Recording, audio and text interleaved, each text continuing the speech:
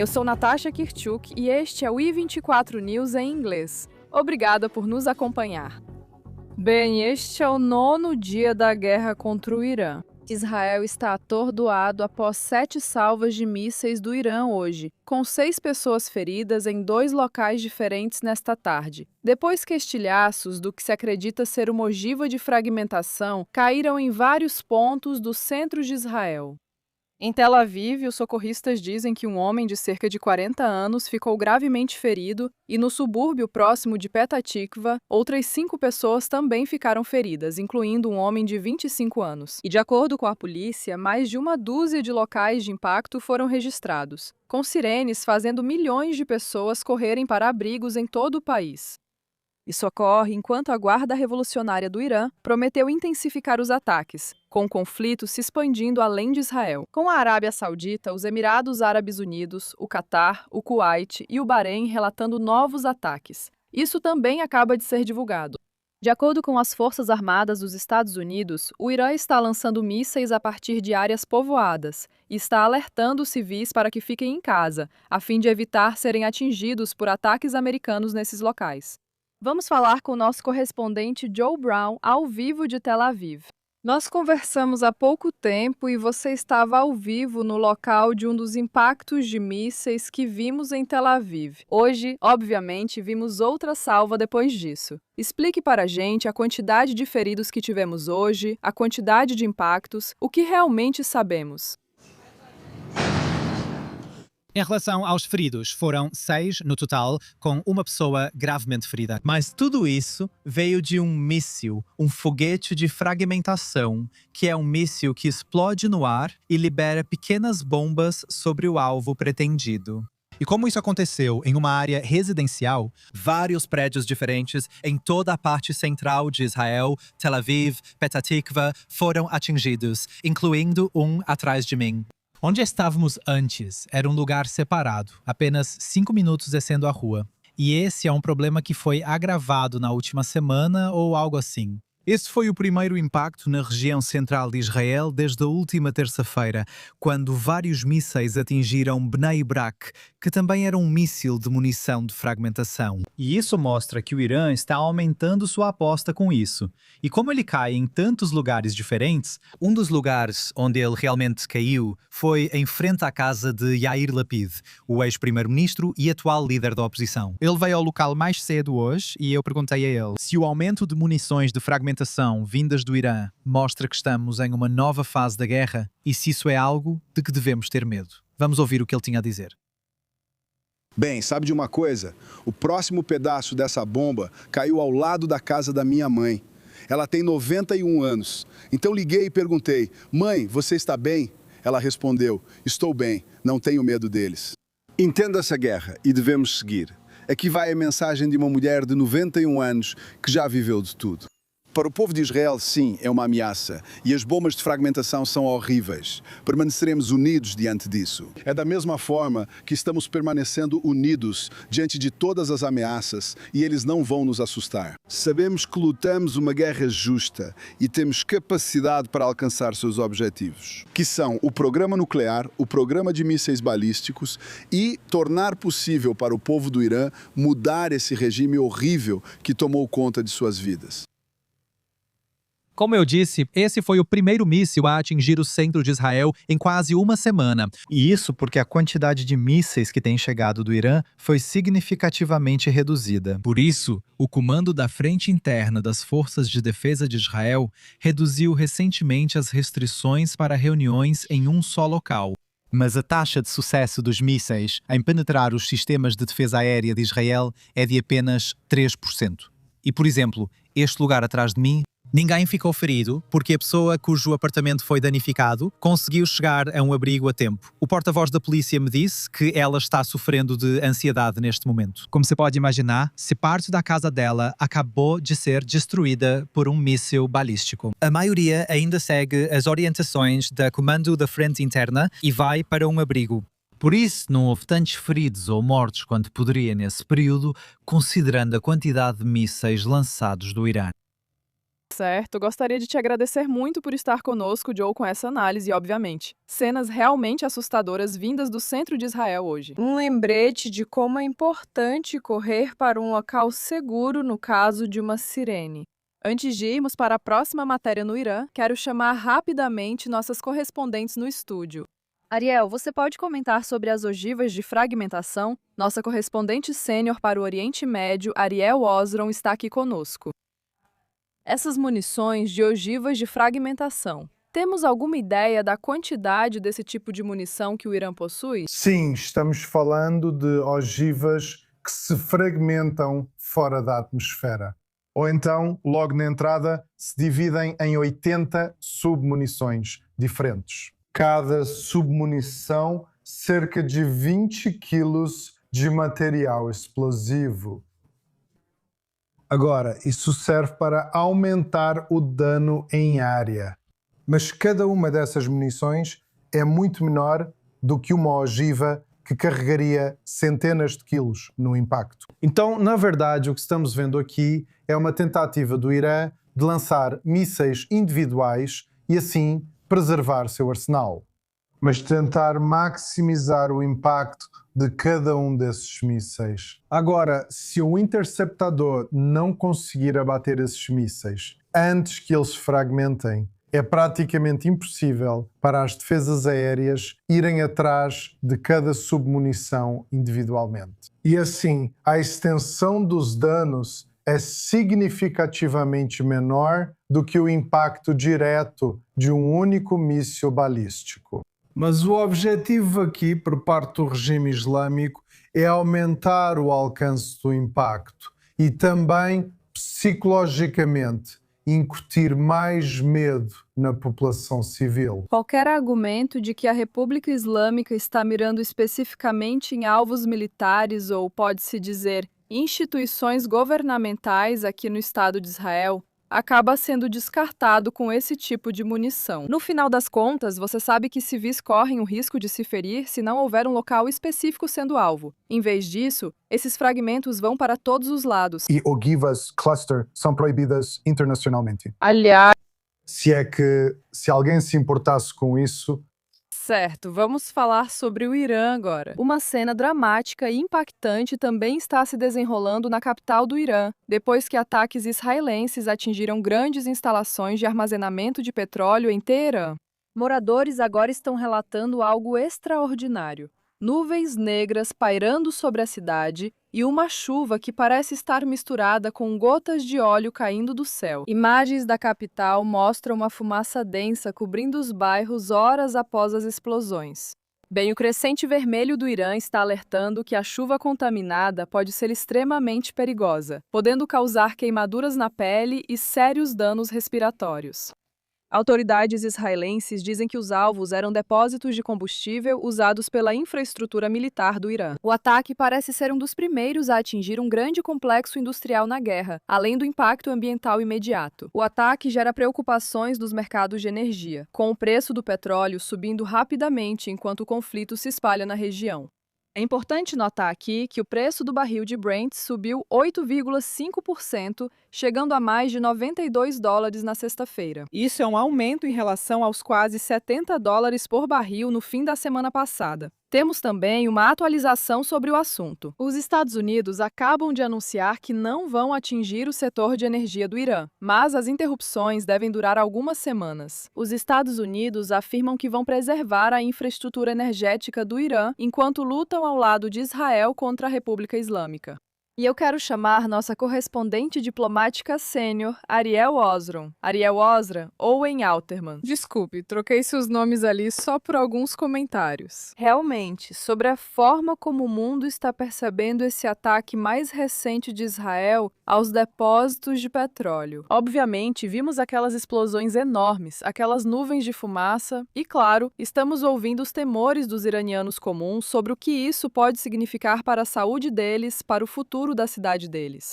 Os Estados Unidos declararam que vão preservar a infraestrutura energética do Irã. Também mostra que talvez haja uma preocupação sobre como ataques como esse podem ser percebidos internacionalmente. Certo? Bem, há duas questões separadas, Natasha, e você está certa em apontar ambas. A primeira é a questão humanitária dentro do Irã, e a segunda é a questão econômica global e a questão dos mercados de petróleo.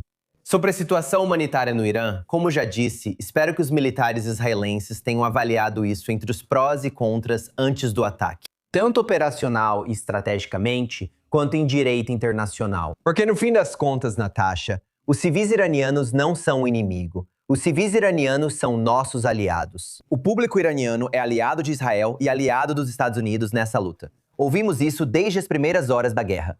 Parte da estratégia aqui é que o público iraniano essencialmente assuma a liderança assim que a campanha militar terminar. Para assumirem a liderança, precisam estar felizes e saudáveis, não expostos à chuva ácida. Espero que isso tenha sido considerado na avaliação dos prós e contras. Por um lado, atingir o que parecia ser um alvo importante: o combustível usado pelos militares iranianos, possivelmente até para lançar mísseis contra Estados Unidos e países do Golfo. Contra os danos colaterais, por assim dizer, na qualidade de vida e talvez na saúde dos civis em Teherã. Sobre a questão econômica global, é curioso ver militares dos Estados Unidos se pronunciarem publicamente e estabelecerem esse parâmetro para si. Mas os iranianos, ao basicamente fechar ou ameaçar fechar o Estreito de Hormuz, já causaram o dano e jogaram essa carta. O tráfego não está passando pelo Estreito de Hormuz, essa rota está bloqueada. Vemos, assim como você, Natasha, o impacto nos preços do petróleo, que pode piorar ainda mais conforme o acúmulo continua. À medida que as instalações de produção são desligadas em alguns desses países, ouvimos que nem podem ser reiniciadas rapidamente. Então o impacto pode ser de médio ou longo prazo. E novamente, isso começa a fazer aquela ampulheta funcionar, com a areia passando, aumentando a pressão política sobre Donald Trump. Com a gasolina mais cara, a campanha pode ser encurtada e as condições para os planejadores militares dos Estados Unidos e de Israel ficarão mais difíceis. Certo? Bem, quero dizer, obviamente, o fato de os Estados Unidos estarem até comentando sobre esses ataques específicos mostra esse tipo de medo da reação interna nos Estados Unidos. Mas eu quero, na verdade, comentar sobre algumas declarações recentes que ouvimos de Trump. E antes de falar sobre elas, também temos uma atualização vinda da Arábia Saudita. 2 pessoas foram mortas e 12 ficaram feridas na rodada mais recente de ataques do Irã por projéteis iranianos. Em breve traremos mais atualizações sobre isso. Mas agora vamos comentar as últimas declarações do presidente dos Estados Unidos, Donald Trump. Ele está reforçando suas afirmações sobre o próximo líder do Irã, dizendo que quem assumir depois de Khamenei não vai durar muito. Se eles não conseguirem aprovação de Washington DC, Trump disse à ABC News que quer garantir que nenhum futuro líder iraniano possa desenvolver armas nucleares ou desafiar os Estados Unidos, basicamente colocando a si mesmo ou sua Casa Branca no comando. O principal diplomata do Irã, Abbas Araghchi, respondeu na NBC, canal americano favorito dele para aparecer, ou um dos poucos que divulgam suas declarações. Araghchi diz que Trump deveria pedir desculpas pela guerra e insiste que o Irã nunca se renderá, afirmando que o governo está estável. Ele alerta que o Irã revidará se forças dos Estados Unidos entrarem no país e rejeita alegações de Trump sobre decidir a sucessão iraniana. Bem, juntando-se a nós agora de Montana está Michael Mulroy. Ele é ex-vice-secretário assistente de defesa dos Estados Unidos para o Oriente Médio. Quero falar sobre o fato de que Trump quer aprovar o próximo líder supremo do Irã usando o termo líder supremo. Isso significa que os Estados Unidos estão abertos à possível continuação do regime islâmico no Irã? Além disso, Natasha, essa é uma boa pergunta. Parece que esse é o caso. Quero dizer, o presidente continua se referindo à Venezuela e ao que ele fez lá, obviamente, ao remover Maduro e depois aceitar Delcy Rodrigues como vice-presidente, como um remanescente obediente daquele regime. Não acredito que isso se aplique ao Irã. A maioria dos analistas também não, mas o presidente continua mencionando. E eu acho que a maneira como ele está vendo isso é que ele parece estar de acordo com o regime permanecendo no poder. Obviamente, se ele está se referindo a ele como o líder supremo, isso é uma posição clerical religiosa. Mas ele quer alguém que siga as ordens dos Estados Unidos, como Delcy Rodrigues. Não vejo isso acontecendo. Eu acho que muito do que resta do regime provavelmente é ainda menos favorável aos Estados Unidos, menos favorável a Israel, obviamente. E por isso é improvável que ele vá conseguir escolher o próximo líder, o líder supremo. E claro, essa pessoa fará qualquer coisa, além de ser ainda mais hostil aos Estados Unidos, a Israel e ao que representamos. Essencialmente, Certo, você sabe, obviamente, até este momento, muitos dos iranianos com quem estamos conversando apoiam amplamente os ataques ao regime islâmico por causa dos abusos que sofreram nas mãos da Guarda Revolucionária. E então, claro, a pergunta seria: se Donald Trump apoiasse alguém do regime islâmico, como isso mudaria o apoio entre as pessoas? Já sabemos que há muitos americanos de acordo com as pesquisas. Mais especificamente, a maioria do público americano já se opõe a uma ação militar dos Estados Unidos no Irã. Como você acha que isso vai afetar a estratégia americana agora? sim, e a maioria se opõe à ação dos Estados Unidos aqui, o que é incomum no início de uma guerra, já que normalmente esse número cresce bastante com o tempo. Veja o Afeganistão e o Iraque. Normalmente, quando os Estados Unidos entram em guerra, há uma reação favorável, um cenário de união. Mas esse não é o caso aqui. E claro, o presidente Trump apoiou os manifestantes, disse que, você sabe, a ajuda estava a caminho e agora parece estar disposto a apoiar o regime. Que os manifestantes estavam, obviamente, completamente contra o mesmo regime que matou mais de 30 mil manifestantes inocentes e prendeu muitos outros. Então, parece ser uma mensagem muito contraditória, mas acredito que não será bem recebida dentro do Irã. Eu acredito, como seus comentaristas anteriores disseram, que o povo iraniano é um dos melhores, na minha opinião, ativos, por assim dizer, para os Estados Unidos em Israel. No sentido de que eles também querem ver esse regime despótico removido, eles gostariam de ter um processo democrático para eleger seus líderes, que, acho que é seguro dizer, seriam muito mais dispostos a se juntar à comunidade internacional e a não serem párias no Oriente Médio. Achei que eles deveriam ser vistos como nossos aliados, talvez não ativos, mas ainda assim aliados. E tudo o que fazemos, inclusive atacar essas instalações de petróleo, torna isso menos provável de acontecer. Tudo bem, tem uma última pergunta que eu só quero te fazer. Michael Trump agora está dizendo que ele não apoia mais a ideia de armar os curdos para resistirem contra a Guarda Revolucionária. Isso é só retórica ou você acredita que há mudança na estratégia americana agora? Por que ele faria essas declarações?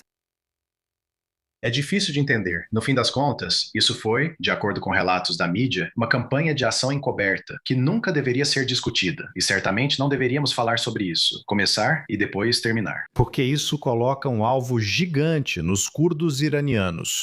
Que agora, do ponto de vista do regime, vão acreditar que concordaram em fazer essa campanha em nome dos Estados Unidos. Não sei ao certo o que estamos fazendo com isso. Pode ser, se você considerar apenas a eficácia. Pode ser um dilema para o regime, mas não acho que chegaria perto de causar uma mudança no regime. Porque, no máximo, são cerca de 4 mil combatentes nesse grupo. Eles enfrentariam a Guarda Revolucionária Islâmica e as Forças Armadas do Irã, que juntas somam mais de 1 milhão. Então seria um dilema, mas certamente não causaria uma mudança de regime, eu acho, segundo qualquer estimativa. Certo.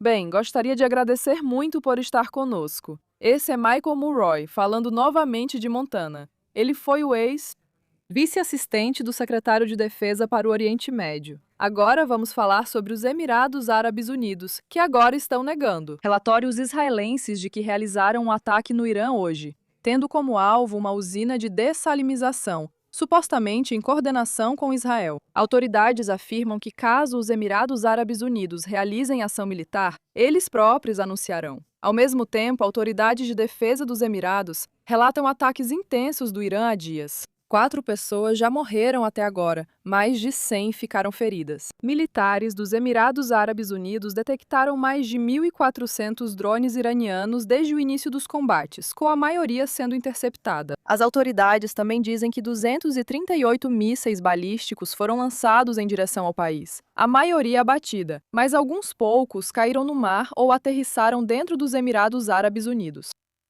Vamos agora direto para nossa correspondente sênior no Oriente Médio, Ariel Ozhan. Antes de você analisar as reações dos Emirados Árabes Unidos aos relatos de Israel, o que sabemos sobre o ocorrido na Arábia Saudita? Certo. Então, de acordo com a Defesa Civil Saudita, munição militar caiu em uma área residencial na província de Al-Qad, que fica a sudeste da capital, Riad, resultando na morte de 2 pessoas, estrangeiros, um da Índia e outro de Bangladesh, e outras 12 pessoas ficaram feridas. Uau, agora voltando para os Emirados Árabes Unidos e esse possível ataque. Na verdade, não é só possível, você poderia dizer, um ataque legal a uma usina de dessalinização no Irã. Isso não aconteceu. Você afirma que os Emirados Árabes Unidos negaram. Explique o que ocorreu nos bastidores. Por que veículos israelenses noticiariam isso e qual o impacto nas relações entre Emirados Árabes Unidos e Israel? Isso foi para tentar entrar na mente dos oficiais de defesa israelenses, que talvez estejam tentando moldar o campo de batalha de acordo com seus próprios vazamentos. Isso é algo que, no que diz respeito aos emiradenses, eles não querem se ver ainda mais envolvidos nesse conflito, que já causou um impacto financeiro significativo, afetando sua imagem como um refúgio seguro, como um centro de negócios, como um destino turístico e, obviamente, como um centro aéreo internacional. Então, eles estão furiosos com essa decisão dos oficiais militares israelenses de vazar isso. Uma fonte próxima aos Emirados Árabes Unidos me disse isso. Abu Dhabi está tendo dificuldades para entender a conduta de Israel e a natureza dessas informes, dizendo que isso pode até prejudicar as relações entre os 2 países. O Ministério das Relações Exteriores dos Emirados Árabes Unidos declarou oficialmente que o país está em estado de defesa, enfatizando que isso é uma resposta aos ataques brutais e não provocados do Irã. No entanto, como ouvimos ontem, o presidente dos Emirados Árabes Unidos, Sheikh Mohammed bin Zayed Al Nahyan, assim como o Ministério das Relações Exteriores daqui, disseram que não buscam ser envolvidos no conflito, mas reservam seu pleno direito de tomar todas as medidas necessárias para proteger sua soberania e segurança. As forças de defesa de Israel anunciaram outro assassinato importante em Teherã. Natasha, de quem? Da pessoa cotada para chefiar o gabinete do novo líder supremo? Falarei mais sobre isso depois. Vamos tratar disso depois. Agora, apresento nossa próxima convidada, Flor Hassan Naum, de Jerusalém. Ela é enviada especial no Ministério das Relações Exteriores de Israel e cofundadora do Conselho Empresarial Emirados Árabes Unidos-Israel.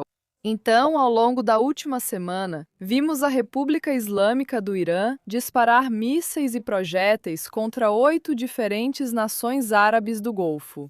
Claro, nem estou mencionando Chipre, Turquia ou Azerbaijão aqui. Esses relatos recentes prejudicam muito as relações entre Emirados Árabes Unidos e Israel. Israel dizia que os Emirados Árabes Unidos estavam revidando os últimos lançamentos de drones.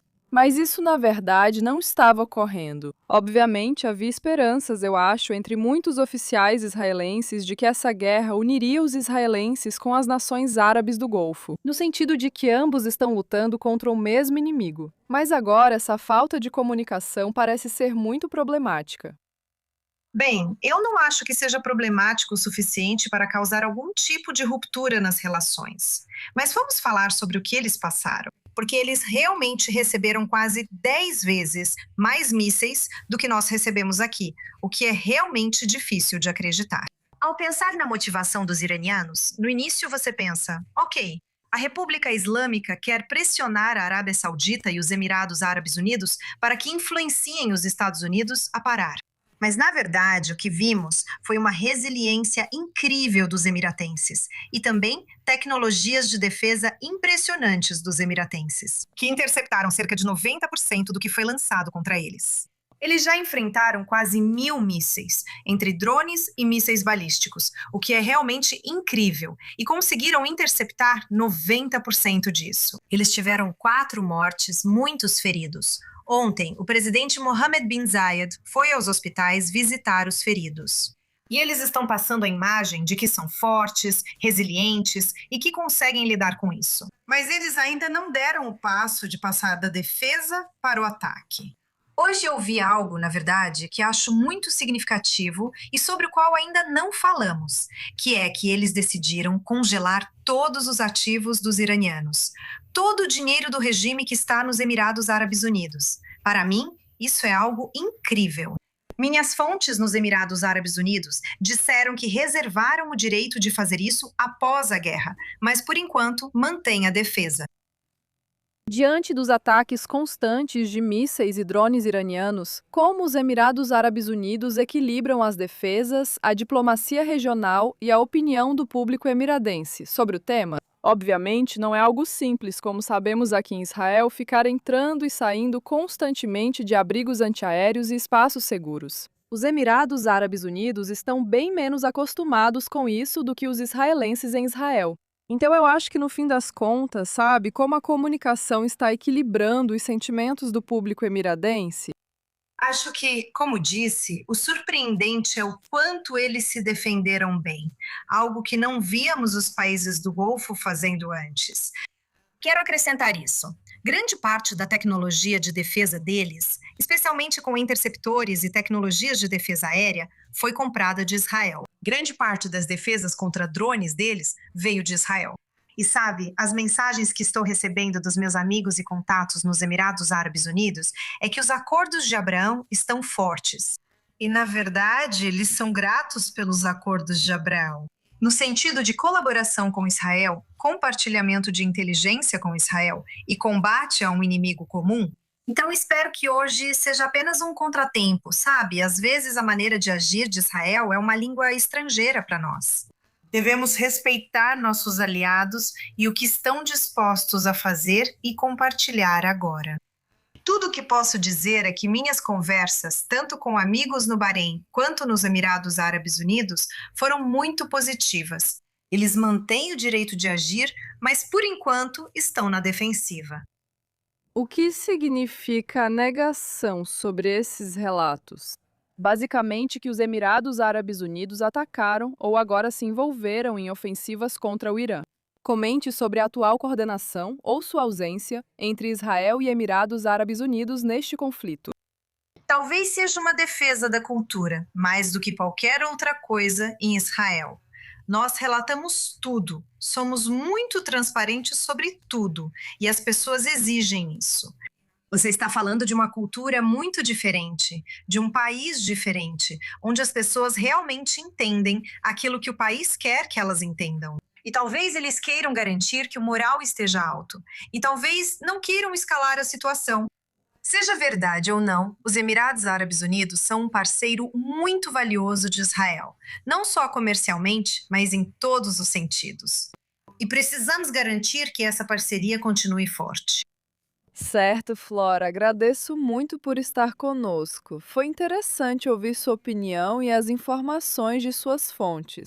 Vamos voltar agora para o nosso correspondente diplomático sênior, Owen Alterman, para uma atualização sobre o Irã. Você começou a falar sobre a última rodada de ataques israelenses à República Islâmica. O que sabemos até agora? Sim, um assassinato cometido pelas FDI foi divulgado pelo porta-voz das FDI há poucos minutos. Natasha, da pessoa que era esperada para ser o chefe do gabinete ou do escritório do próximo líder supremo, o nome, vou tentar acertar, é persa, transliterado para o hebraico. Quero dizer, o hebraico, claro, nem sempre tem vogais. Abolkasam Babayan. Espero ter chegado perto do correto. Tem muitos aleps nesse nome, de qualquer forma. Novamente, as FDI declararam publicamente: este é um personagem-chave no que o regime considerava o próximo passo de sua dominação sobre o Irã.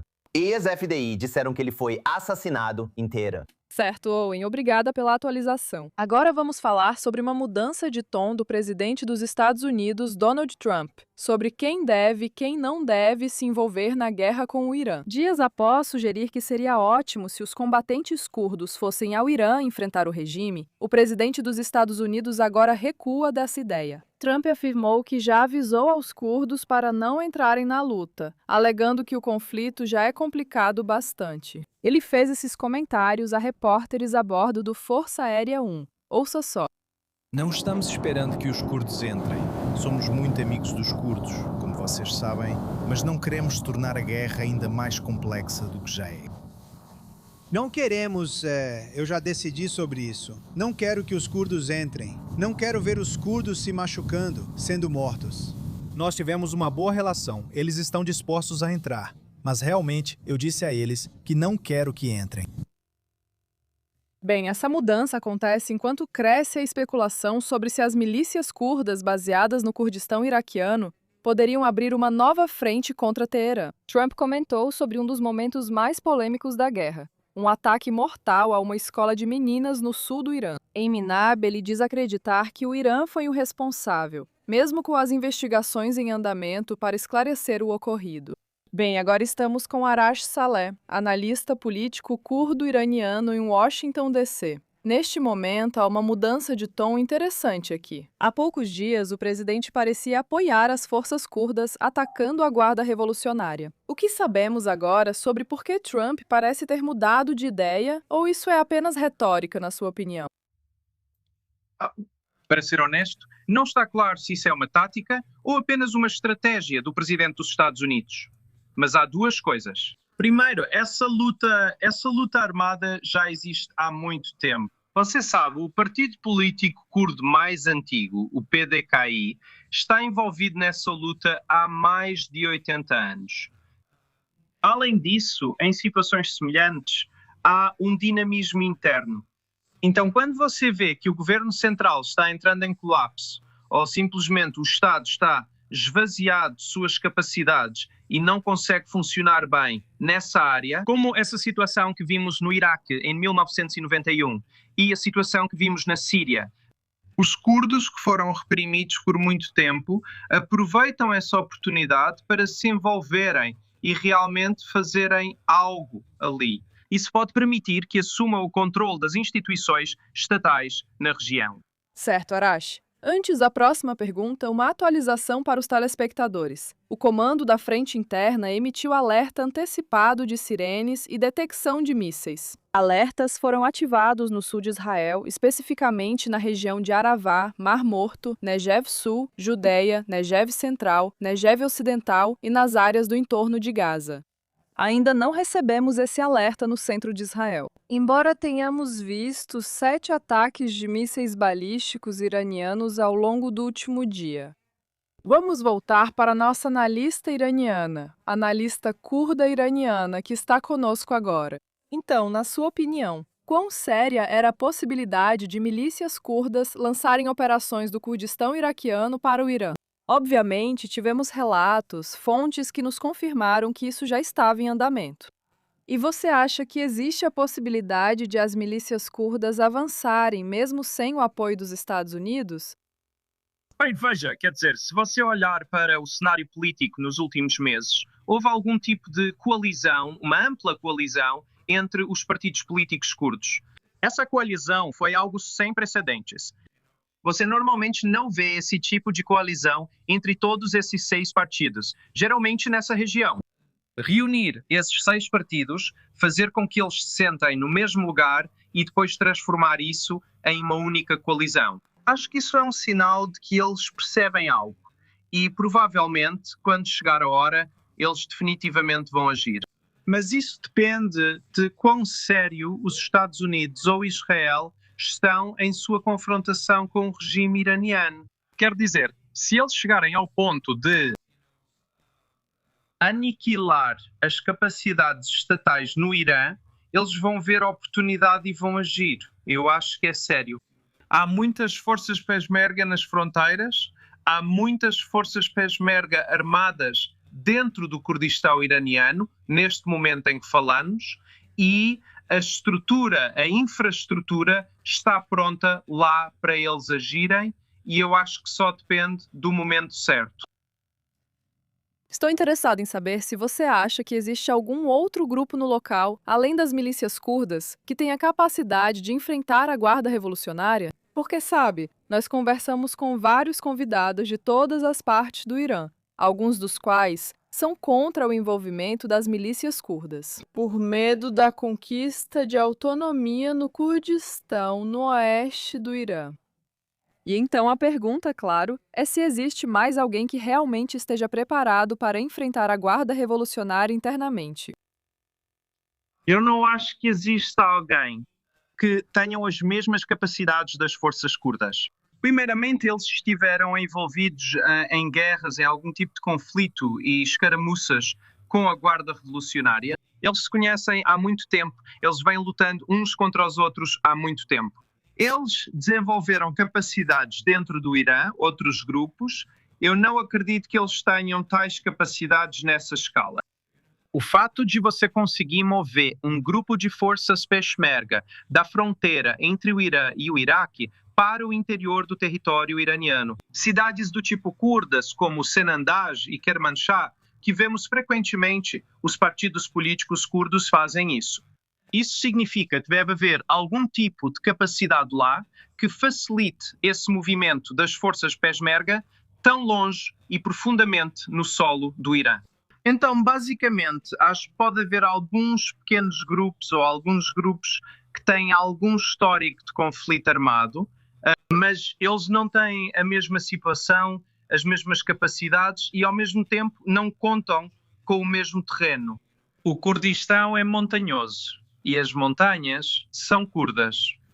Na verdade, eles as usam como uma espécie de ferramenta em seu arsenal. Certo? Tudo bem, então gostaria de agradecer muito a você, Arashi, por ter participado conosco, trazendo essas atualizações e esses insights. Agora vamos passar para outra situação difícil para Israel. No Líbano, 2 soldados das Forças de Defesa de Israel morreram hoje no sul do país após um ataque do Hezbollah atingir um trator blindado perto da fronteira israelense. Um dos soldados foi identificado como sargento de primeira classe Meir Qatar. Ele tinha 38 anos e era um combatente druso de Majd al-Shams. O exército informou que o segundo nome será divulgado mais tarde. Segundo relatos, o incidente começou quando um blindado Puma ficou preso e, ao tentar resgatá-lo, um trator foi atingido, causando um incêndio fatal. Isso acontece depois que Israel afirmou ter realizado um ataque de precisão em Beirute, visando comandantes seniores da Guarda Revolucionária Islâmica do Irã, ou Força Quds, suspeitos de planejar ataques contra o território israelense. A mídia libanesa informa que o ataque atingiu um quarto no Hotel Ramadá, à beira-mar da cidade, matando pelo menos 4 pessoas e ferindo cerca de 10 outras.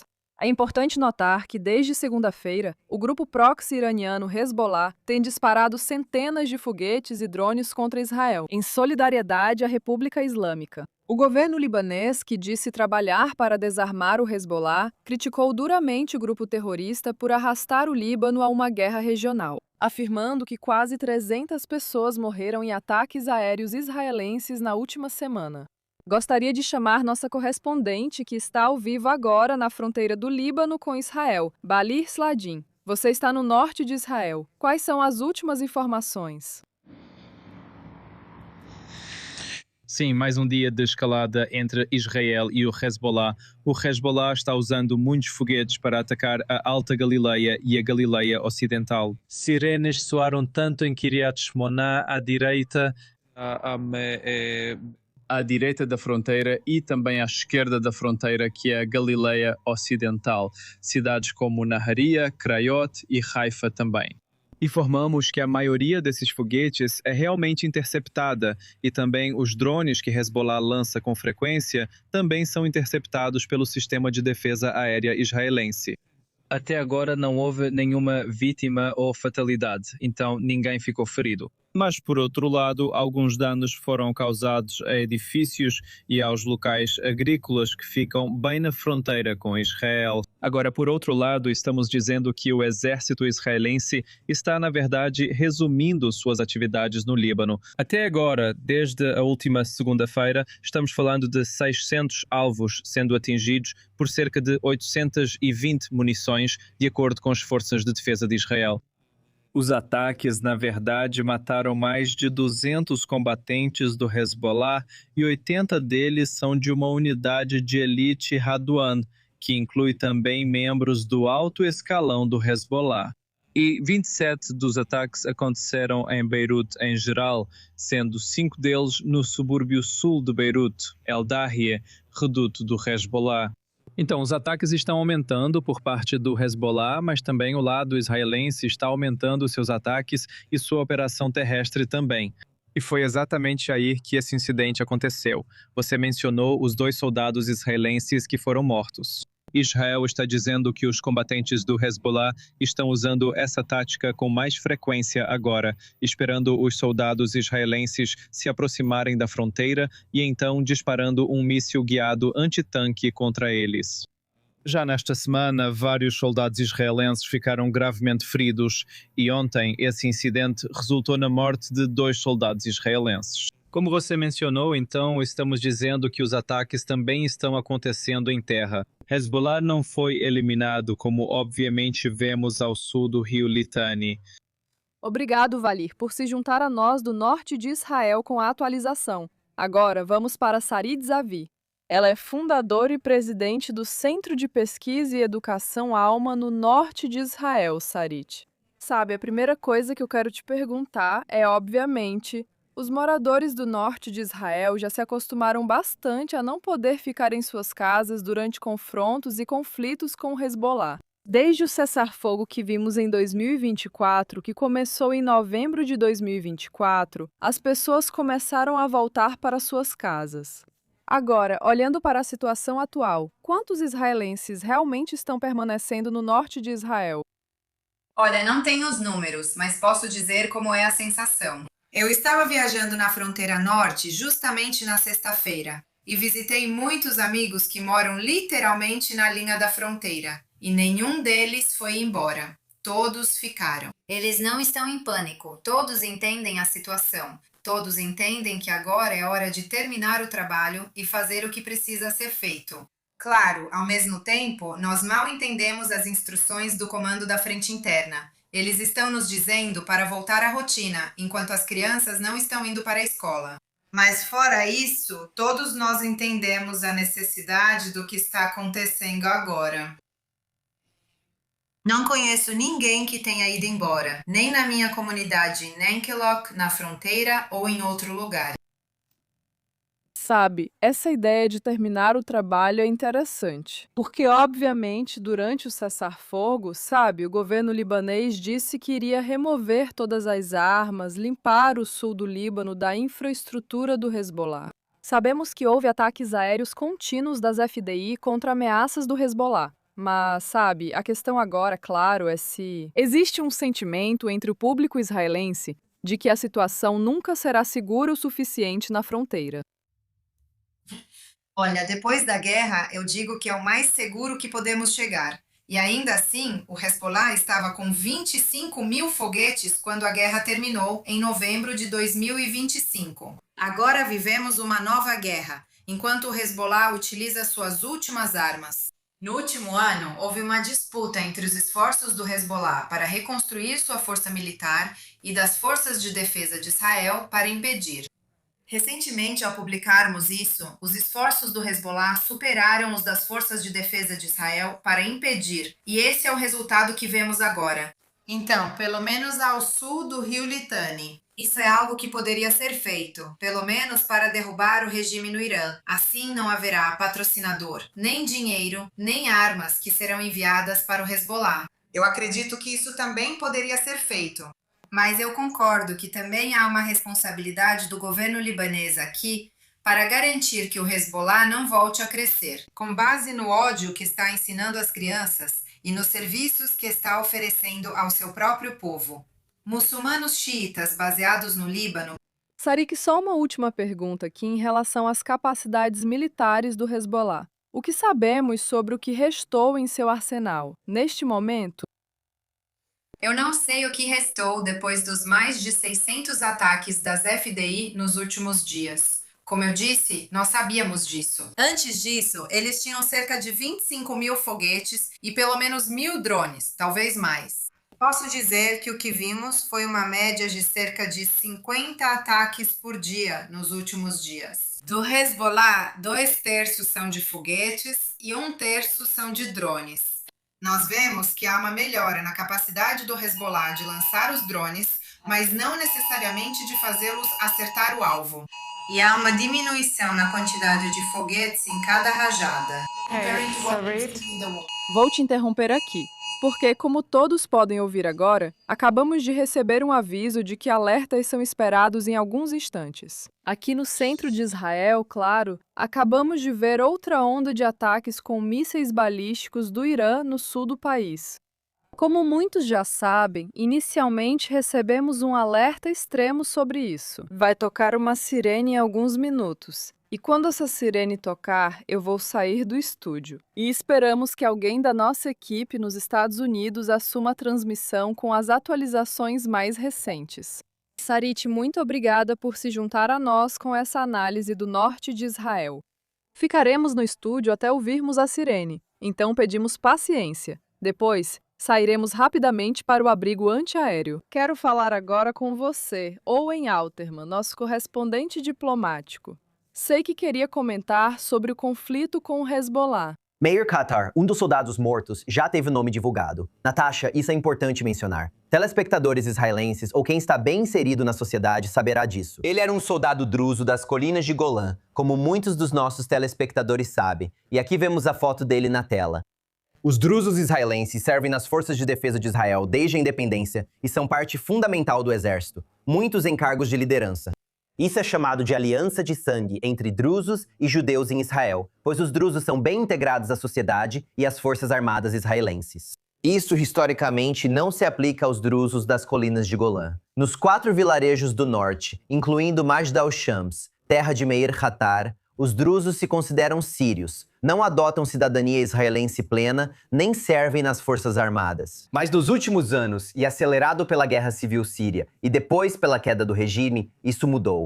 Agora temos alguém da comunidade pagando o preço máximo e perdendo a vida em batalha. Que sua memória, como a de todos os nossos soldados caídos, seja lembrada. Bem, Majd al-Shams realmente sofreu bastante ao longo dos últimos 2 anos. Quando vimos um míssil do Hezbollah atingir um campo de futebol, eles mataram 11 crianças.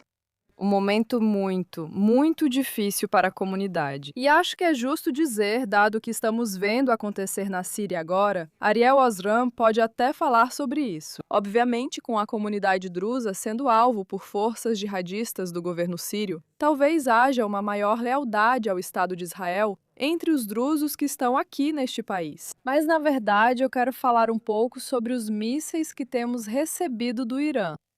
Curiosamente, acho que foi só ontem. Há 2 dias, relatamos que houve uma queda significativa nos ataques ao Estado de Israel pela República Islâmica. Hoje, parece que estamos vendo muito mais. A questão é, quão grandes são essas investidas e o que as torna diferentes dos dias anteriores? Bem, novamente, o que estamos vendo são menos investidas por dia vindas do Irã, mas estamos vendo uma intensificação dos ataques do Hezbollah. Ontem, eles assumiram a responsabilidade por 33 ataques. No dia anterior, foram 20 ataques. E pode-se antecipar que quando foi, acho que eram 3 da manhã, hoje eles já assumiram 5 ataques. Então esse número deve aumentar. É isso que querem sinalizar. Sobre o que vemos do Irã, temos que ir agora. Recebemos esse sinal. Estamos vendo que um míssil está chegando em breve. Fique com a gente. Vamos voltar assim que o alarme terminar.